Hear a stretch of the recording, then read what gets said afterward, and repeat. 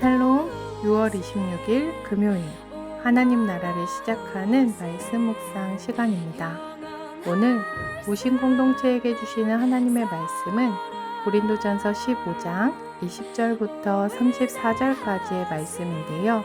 젊은 삶 누리의 윤병계 집사님께서 읽어주시겠습니다. 하나님 말씀에 귀 기울이시기 바랍니다. 그러나 이제 그리스도께서 죽은 자 가운데서 다시 살아나사 잠자는 자들의 첫 열매가 되셨도다. 사망이 한 사람으로 말미암았으니 죽은 자의 부활도 한 사람으로 말미암는도다. 아담 안에서 모든 사람이 죽은 것 같이 그리스도 안에서 모든 사람이 삶을 얻으리라. 그러나 각각 자기 차례대로 되리니 먼저는 첫 열매인 그리스도요, 다음에는 그가 강림하실 때에 그리스도에게 속한 자요, 그 후에는 마지막이니 그가 모든 통치와 모든 권세와 능력을 멸하시고 나라를 아버지 하나님께 바칠 때라.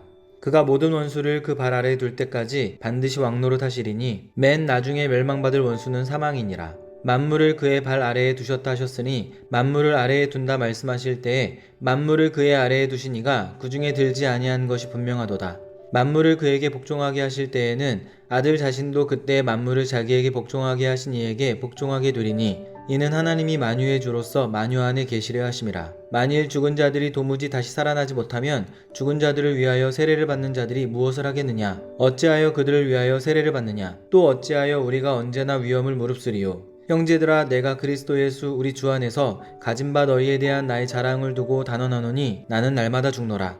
내가 사람의 방법으로 에베소에서 맹수와 더불어 싸웠다면 내게 무슨 유익이 있으리요? 죽은 자가 다시 살아나지 못한다면 내일 죽을 터이니 먹고 마시자 하리라. 속지 말라. 악한 동무들은 선한 행실을 더럽히나니 깨어 의를 행하고 죄를 짓지 말라. 하나님을 알지 못하는 자가 있기로 내가 너희를 부끄럽게 하기 위하여 말하노라.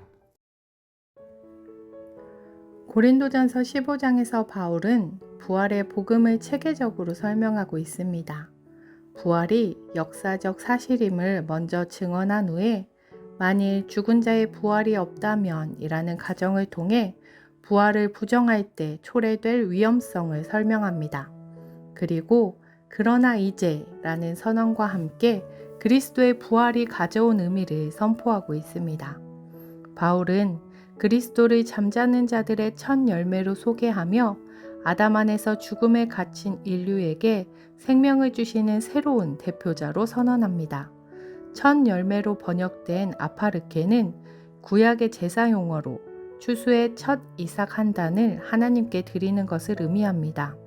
이는 뒤이어 이어질 모든 추수를 하나님께서 보증하신다는 신앙 고백의 행위였습니다. 마찬가지로 예수님의 부활은 장차 믿는 자들도 부활하게 될 것을 보증하는 사건입니다.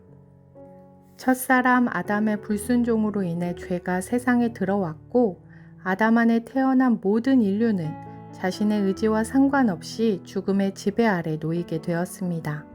그러나 마지막 아담이신 예수 그리스도는 이 죽음의 사슬을 끊으시고 새로운 인류의 대표가 되셨습니다. 22절에서 그리스도 안에서 모든 사람이 삶을 얻으리라에서 삶을 얻으리라는 미래의 수동태로 기록되어 있는데요. 이는 생명이 인간의 노력이나 성취의 결과가 아니라 하나님께서 주권적으로 베푸시는 은혜의 선물임을 강조하는 것입니다. 예수님께서 십자가에서 보여주신 온전한 순종과 부활은 그를 믿는 모든 자에게 미치는 확실하고도 강력한 효력을 지니고 있습니다. 따라서 부활은 아담의 죽음을 정복한 그리스도의 승리에 예수 그리스도를 주라 고백하는 성도가 동참하는 실제적인 사건입니다. 이제 부활은 하나님의 절대적인 주권과 통치 아래 한치의 오차도 없이 질서 정연하게 이루어질 것입니다. 그 승리 행렬의 맨 앞에는 잠자는 자들의 첫 열매인 그리스도께서 계십니다. 그리고 그리스도께서 왕의 위엄으로 다시 오실 때 그분께 속한 모든 성도가 부활에 참여하게 됩니다. 그 후 마침내 하나님의 구원 계획이 완성되는 절정의 순간 마지막 원수인 사망이 완전히 멸망하게 될 것입니다. 십자가에서 죽기까지 복종하셨던 아들은 회복된 만물을 아버지께 드리심으로 하나님의 구원 역사를 완성하십니다. 죄로 인해 하나님과 단절되었던 세상은 다시 하나님의 통치 아래 온전히 순복하게 되고 하나님의 영광과 생명이 온 피조세계 가운데 충만하게 됩니다. 그것이 부활의 궁극적인 목표입니다. 그러므로 부활신앙은 단지 죽은 몸이 다시 살아나는 것을 넘어 하나님 나라가 완성되는 영광스러운 날을 소망하는 신앙입니다. 부활의 소망을 가지고 사는 사람은 현실의 위협 속에서도 믿음을 지켜낼 수 있습니다. 바울은 복음을 위해 날마다 죽는 것 같은 삶을 살았지만 장차 임할 영광스러운 부활의 소망이 있었기에 그 모든 고난을 견뎌낼 수 있었습니다. 그의 삶 자체가 부활 신앙의 능력을 보여주는 가장 강력한 증거였습니다. 반대로 부활 신앙이 무너지면 거룩한 삶의 동기도 함께 무너집니다. 그 자리를 쾌락주의와 도덕적 방종이 차지하게 됩니다. 잘못된 교리는 결국 잘못된 삶으로 이어집니다. 고린도 교회 성도들은 스스로 영적으로 성숙하다고 생각했지만 실제로는 부활신앙이 흔들리면서 죄 가운데 머물고 있었습니다. 그래서 바울은 그들을 향해 깨어 의를 행하라 단호히 권면합니다. 목회자로서 장례식에 참석할 때가 종종 있습니다. 그때마다 믿음 안에서 소천한 성도님의 장례와 그렇지 않은 장례 사이에 분명한 차이가 있음을 느끼게 됩니다. 그 차이는 바로 부활의 소망입니다. 슬픔의 크기가 다르기 때문이 아니라 슬픔 가운데서도 붙들 수 있는 소망이 있느냐 없느냐의 차이입니다.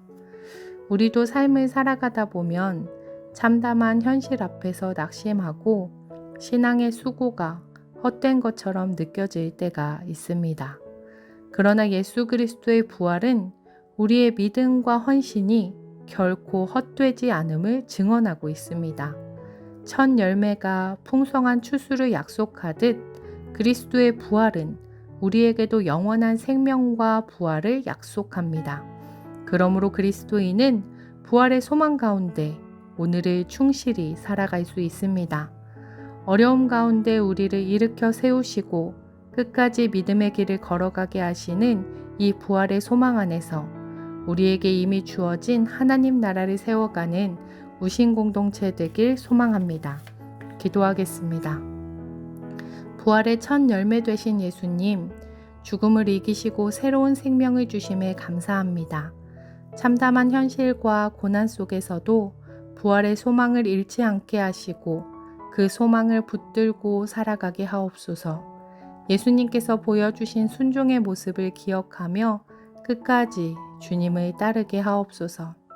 마지막 날 완성될 하나님 나라를 지금 먼저 소망하며 부활의 소망을 가진 자들로 오늘을 충성되게 살아가는 우신 공동체 되게 하옵소서.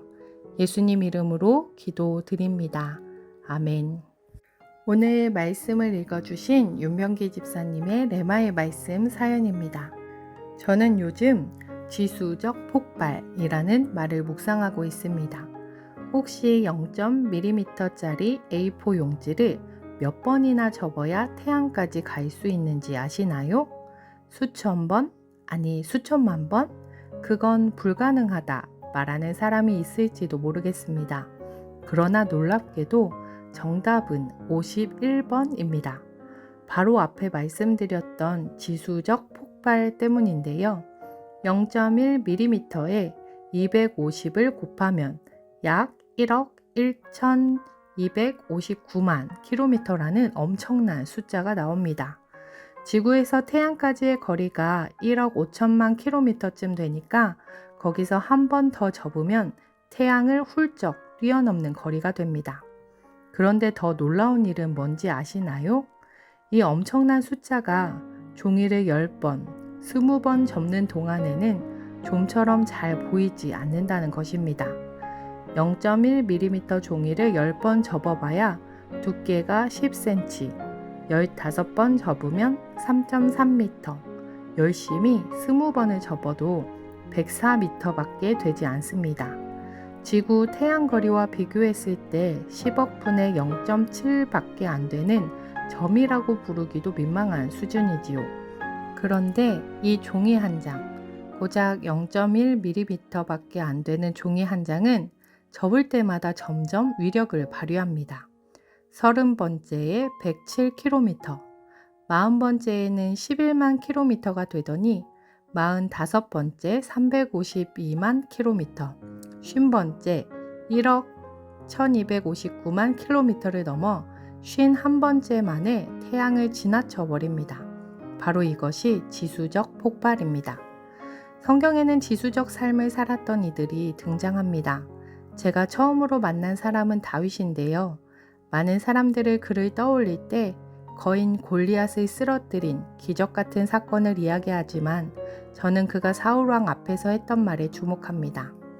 다윗이 사울에게 말하되 주의 종이 아버지의 양을 지킬 때에 사자나 곰이 와서 양떼에서 새끼를 물어가면 내가 따라가서 그것을 치고 그 입에서 새끼를 건져내었고 그것이 일어나 나를 해하고자 하면 내가 그 수염을 잡고 그것을 쳐 죽였나이다. 3상 17장 34절 35절.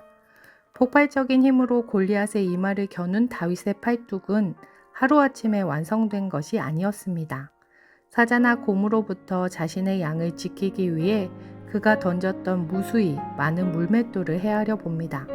따라가 그 입에서 새끼를 건져내던 소년 다윗의 두꺼운 팔뚝을 떠올려 봅니다. 죽기를 마다하지 않고 들판에 시간을 보낸 다윗을 상상합니다. 자신이 지켜야 하는 양들 앞에서 매일같이 그는 0.1mm A4 용지를 접습니다. 10번을 접고 20번을 접어도 별다른 변화가 없었지만 그의 시선은 더 먼 곳에 가 있습니다. 51번을 접어야 태양을 넘어설 수 있다는 것을 그는 알았나 봅니다. 마침내 하나님은 그를 골리앗 앞에 세우셨고 그의 물맷돌은 골리앗의 이마를 지나쳐 태양마저 넘어섭니다. 히브리서 11장에는 지수적 삶을 살았던 하나님의 사람들이 등장합니다. 사람들이 비웃고 손가락질해도 믿음으로 120년간 방주를 지었던 노아. 그로부터 인류가 다시 시작됩니다. 하나님이 주신 약속 붙잡고 25년을 기다려 아들을 얻은 아브라함. 그에게서 하늘의 별, 바다의 모래알 같은 민족이 잉태됩니다. 구덩이에서 노예, 억울한 옥살이를 거쳐 애굽의 총리가 된 요셉. 그를 통해 그의 가족과 이스라엘은 구원을 얻습니다. 노아의 120년과 아브라함의 100년, 그리고 요셉의 13년, 그들의 인생에서 저는 지수적 삶을 목격합니다. 기적 같은 일을 꿈꾸는 우리에게 하나님의 지수가 당장은 드라마틱한 어떤 변화를 가져다 주는 것 같지는 않습니다. 적어도 51번째 종이를 접기 전까지는 말이죠. 51번을 접고서야 노아는 방주에 올랐고 100세 아브라함은 아들을 얻었으며 요셉은 가족을 구했습니다. 하나님이 주신 우리 삶의 비밀이 어쩌면 여기에 있을지도 모르겠다는 생각을 합니다. 지금 여러분은 몇 번째 종이를 접고 있습니까? 화려하지 않아도 거창하지 않아도 좋습니다.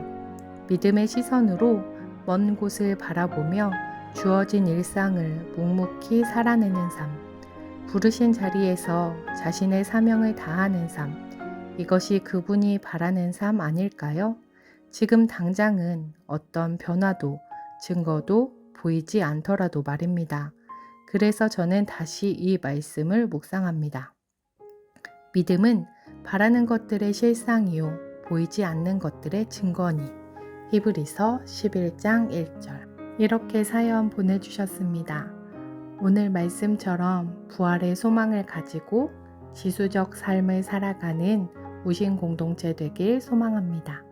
추천해주신 찬양 욥의 이야기 찬양 들으시며 더 깊은 묵상으로 나아가겠습니다.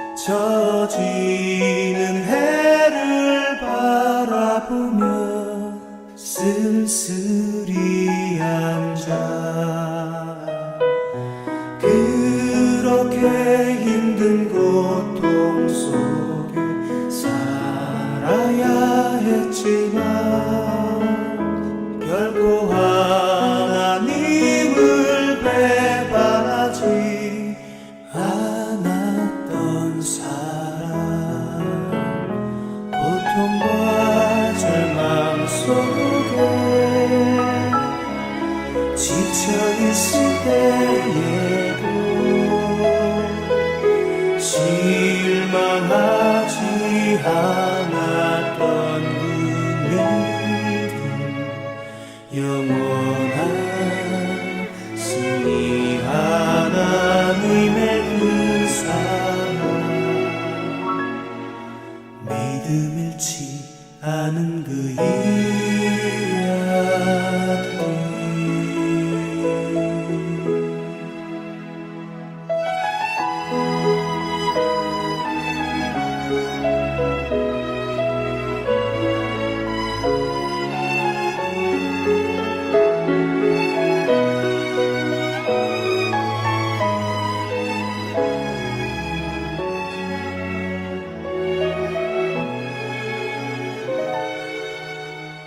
슬피 울다 지쳐 잠든 욥의 모습은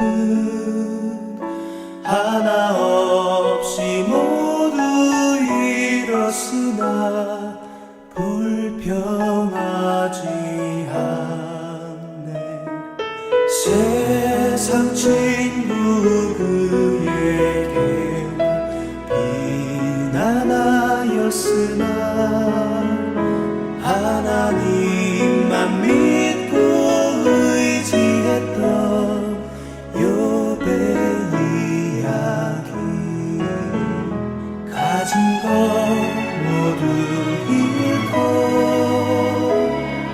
지쳐있을 때에도 변하지 않았던 그 믿음, 영원한 승리 하나님의 그 사랑, 믿음 잃지 않은 그